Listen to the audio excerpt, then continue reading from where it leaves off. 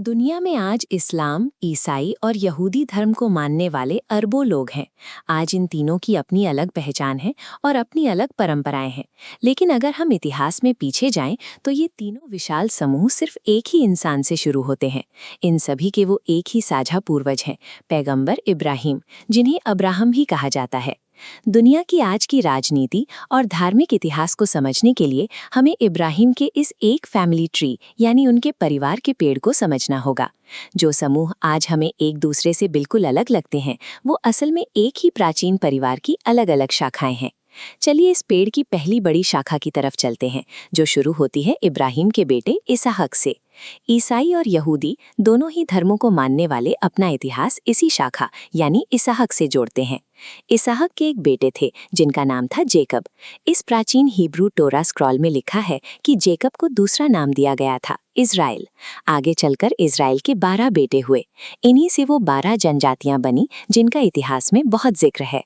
उन 12 बेटों में से एक बेटे का नाम था यहूदा, जिसे इंग्लिश में जूडा कहते हैं।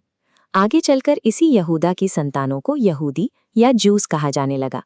ये पूरा पारिवारिक विस्तार आज से लगभग 3000 साल पहले मिडिल ईस्ट के इस इलाके में हुआ, जिसे लेवेंट कहते हैं। इज़राइल और यहूदी ये दोनों ही शब्द असल में इब्राहिम के परिवार के पोते और परपोते के अपने निजी नाम हैं। अब हम वापस पेड़ की शुरुआत में चलते और दूसरी बड़ी शाखा को देखते हैं, जो इब्राहिम के दूसरे बेटे इस्माइल की तरफ जाती है। इस्लाम को मानने वाले अपना सीधा वंश और आस्था इसी शाखा यानी इस्माइल से जोड़ते हैं। इन शाखाओं को जोड़ने वाली एक बहुत बड़ी कहानी है।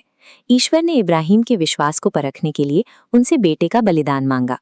मान्यता है कि इब्राहिम ईश्वर को खुश करने के लिए तैयार थे। तभी बिल्कुल आखिरी पल में ईश्वर ने बेटे को बचा लिया और उसकी जगह एक भेड़ भेज दी।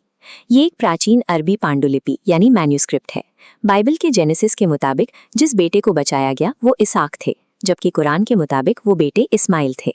धर्म ग्रंथों में नाहो अलग हो सकते हैं, लेकिन इब्राहिम के इस अटूट विश्वास की कहानी तीनों धर्मों की सबसे मजबूत बुनियाद है।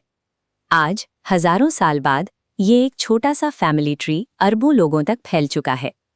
अगर आप इस इतिहास को भौगोलिक रूप से देखना चाहें, तो ये दीवार और इसके ठीक पीछे बनी ये इमारत उसी साझा इतिहास का एक सीधा सबूत है।